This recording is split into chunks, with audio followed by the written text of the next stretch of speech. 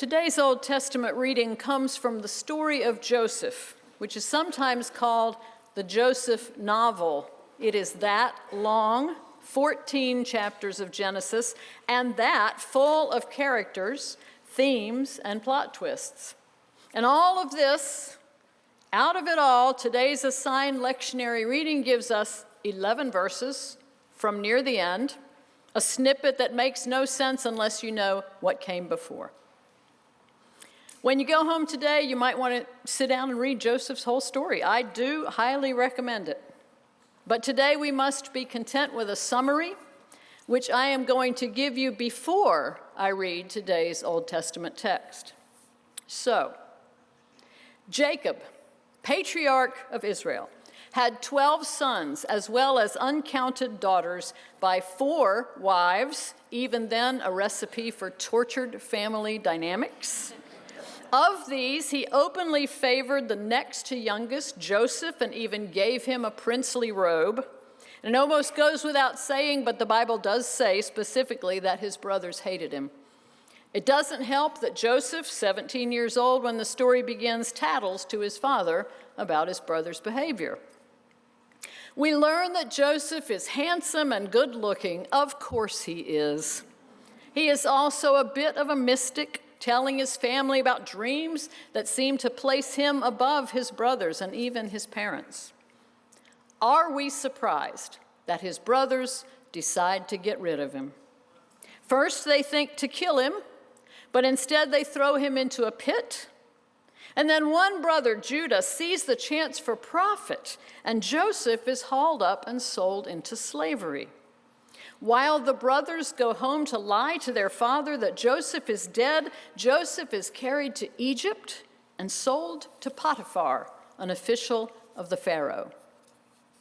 Now, Potiphar likes Joseph so much that he puts him in charge of the whole household. Later, though, Potiphar's wife, remember Joseph was handsome and good-looking, Potiphar's wife makes advances on him. Joseph flees her, but leaves behind his garment, which she then uses to make a false accusation against him. He lands in prison, and what do you know? The chief jailer likes Joseph and puts him in charge of all the prisoners. While there, Joseph interprets the dreams of 2 prisoners, so later when Pharaoh has nightmares, Joseph is brought out of prison to interpret. And Joseph says that Pharaoh's dreams prophesy 7 years of outstanding crops, followed by 7 years of famine. He suggests that Pharaoh find a man who is discerning and wise to manage the surplus so that Egypt will have food through the famine. Pharaoh likes Joseph. And that's how, at age 30, Joseph winds up in charge of the agricultural economy of Egypt. So, in the famine, Egypt has grain. And who do you think comes to buy some? Joseph's brothers. He knows who they are, but they don't recognize him. As they stand before him, hungry and desperate, he has the power to hurt them as he was hurt. What will he do? Never revealing his identity, Joseph leans on his brothers hard. For a few days, he imprisons them. He forces them to make difficult choices, and he puts them in compromising situations. It is not easy for the brothers or for Joseph. Because they don't know that he speaks their language, he's able to listen in on their conversations, and he hears them saying things like, "This is happening to us because of what we did to Joseph. And didn't I tell you not to do it?" Joseph has to turn his head and weep. Finally, when Joseph threatens to keep the youngest brother Benjamin as a slave, his brother Judah breaks down, begging Joseph not to do it, narrating Jacob's grief over the loss of Joseph and his fear of losing Benjamin as well. Judah, the very brother who suggested selling Joseph for profit, now volunteers to be a slave in Benjamin's place. And Judah ends with these words, "How can I go back to my father if the boy is not with me? I fear to see the suffering that would come upon my father. And that is where our reading for today begins. Let us hear it now, Genesis 45, verses 1 through 11.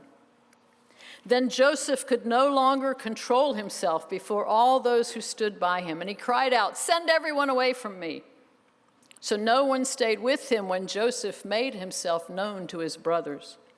And he wept so loudly that the Egyptians heard it, and the household of Pharaoh heard it. Joseph said to his brothers, "I am Joseph. Is my father still alive?" But his brothers could not answer him, so dismayed were they at his presence. Then Joseph said to his brothers, "Come closer to me," and they came closer. He said, "I am your brother Joseph, whom you sold into Egypt. And now do not be distressed or angry with yourselves because you sold me here, for God sent me before you to preserve life. For the famine has been in the land these 2 years, and there are 5 more years in which there will be neither plowing nor harvest. God sent me before you to preserve for you a remnant on earth and to keep you alive for many survivors. So it was not you who sent me here, but God. He made me a father to Pharaoh and lord of all his house and ruler over all the land of Egypt. Hurry and go up to my father and say to him, 'Thus says your son Joseph, God has made me lord of all Egypt. Come down to me, do not delay. You shall settle in the land of Goshen, and you shall be near me, you and your children and your children's children, as well as your flocks, your herds, and all that you have. I will provide for you there, since there are 5 more years of famine to come, so that you and your household and all that you have will not come to poverty.'" Now, even this is not the end of the story, but it's where the lectionary has asked us to pause today and reflect. If you already knew the bones of this story, you probably learned it in children's Sunday school. Judging from what I saw surfing the internet, Joseph's story is still mostly taught as a children's Sunday school lesson. I guess that's not surprising. The infantile rage of sibling rivalry is familiar to anyone who grew up with a sibling. Even in single-child households, family members jockey for position. One of my friends called it negotiate for relationship rights. Also, children's Sunday school lessons often want to finish with a moral. And isn't that provided in this text by Joseph himself? He says it wasn't his brothers who sent him to Egypt, getting him out of their lives and making a buck at the same time, but God. There are a lot of Sunday school lessons about Joseph, and I looked, whose moral is that God uses bad things for good purposes. I think we need to be careful with that theology. What if a well-meaning preacher suggests to a patient in the hospital that God gave them devastating illness in order to accomplish something good? When I was a hospital chaplain, if I had done that, I would have been called up on the carpet by my supervisor. Or what if people under wicked leaders, instead of calling out the wickedness, decide it's okay because God uses bad kings to do good? Surely God does not create a bad thing in order to produce a good result. Surely God did not need to have Joseph abused by his brothers in order to save Egypt. God could have saved Egypt by not having a famine in the first place. For the record, I believe that illness happens because mortal bodies break. I believe that natural disasters happen because mortal worlds break. I believe that wickedness comes into power not by the hand of God, but through the workings of mortal societies which also break. The history of this world offers abundant examples. So if God doesn't cause bad things to happen, does God turn bad into good? In his meditation on the problem of pain, C.S. Lewis considers whether and how God's idea of good might differ from ours. And he writes, "If God's moral judgment differs from ours so that our black may be God's white, we can mean nothing by calling God good. For to say God is good while asserting that God's goodness is wholly other than ours is really only to say God is we know not what, and an unknown quality in God cannot give us moral grounds for loving or obeying God. Black is not white, nor does God turn one into the other. Joseph's brother's wicked deed remains a wicked deed. But God offers the possibility of reshaping its outcome, which depends on the reshaping of hearts. And C.S. Lewis says that God's goodness differs from ours not as white from black, but as a perfect circle from a child's first attempt to draw a wheel. But when the child has learned to draw, it will know that the circle it then makes is what it was trying to make from the beginning. In the same way that humans have an innate ability to draw circles, we have each of us some innate understanding of what is good. And everything that we learn about what is good brings our understanding closer to God's. God is always encouraging us to try to draw the circle again. In the beginning of the Joseph story, the fractured dynamics have scrambled the circles of Joseph's family. And one day the brothers' anger seems to overtake even their idea of circles. But read the story, and you'll see that even in the midst of their wicked deeds, there was ambivalence and a plan to rescue Joseph. Maybe they never thought things would go this far. They seem to have lived in pain and grief ever after. Sunday school lessons focus on Joseph's choice to forgive his brothers, but we might consider also the brothers' choice to humble themselves. It is possible that the brothers have been trying to redraw their circles ever since that terrible day. Even Joseph had to work on his circle. Would we have liked Joseph as a 17-year-old? I wouldn't. If I had been one of his brothers, or maybe one of his uncounted sisters, he wasn't just annoying, he was insufferable. But we can also see him as someone consistently pursuing a better understanding of goodness. Maybe that's the quality that so quickly endeared him to Potiphar, and then to the chief jailer, and then to Pharaoh, all of whom recognized him as a leader. Joseph's goodness was consistent. When he tattled on his brothers as a young man, it was because his conscience was troubled by something they were doing. A few years later, that same moral code enabled him to resist Potiphar's wife. And that same moral code compelled him to speak truth to those whose dreams he interpreted, even when the outcome was bad, as it was for one of his fellow prisoners. And by that same moral code, he recognized that the coming famine was a crisis for a nation, and he sought to save the people.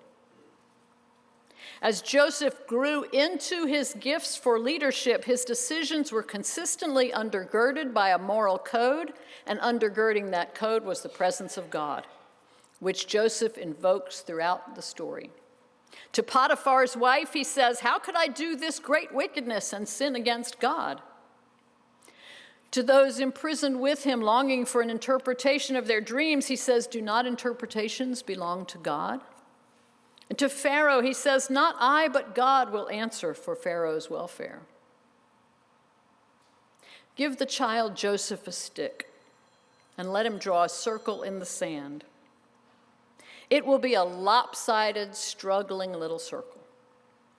But as he grows, he will keep trying to draw it. And by the time this story's circle brings Joseph's brothers back to stand before him, Joseph's goodness will resemble something like what God had intended all along. In fact, something like what Jesus says in today's reading from Luke.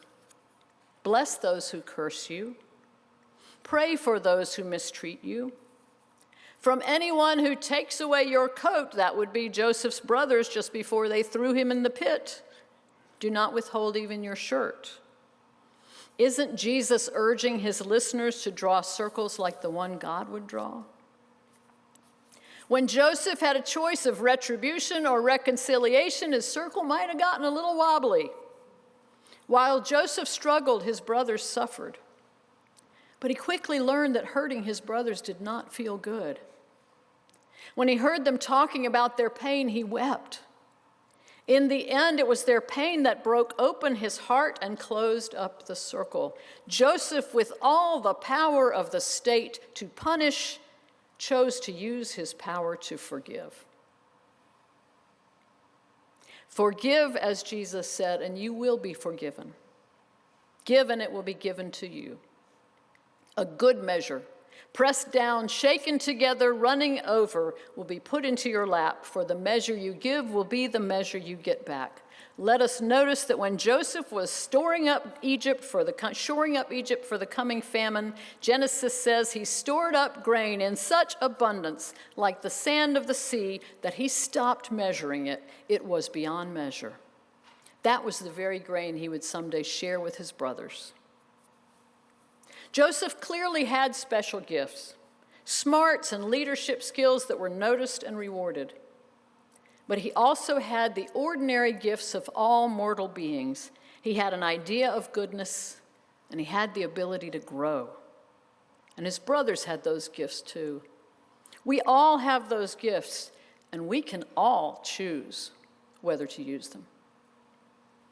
Joseph also had the gift of faithfulness and the gift of being able to open himself to what God was showing him. Those gifts are given to all people of faith. Without them, smarts and leadership skills come to nothing, and worse. Joseph's gifts came together with his choices to save a people, a region, and a history. And for that reason, Joseph is God's own example of what makes both a great leader and a good brother. Pray God to hold that example before us in our lifetime as we sit with our sticks in the sand, trying to draw our own wobbly little circles. Amen.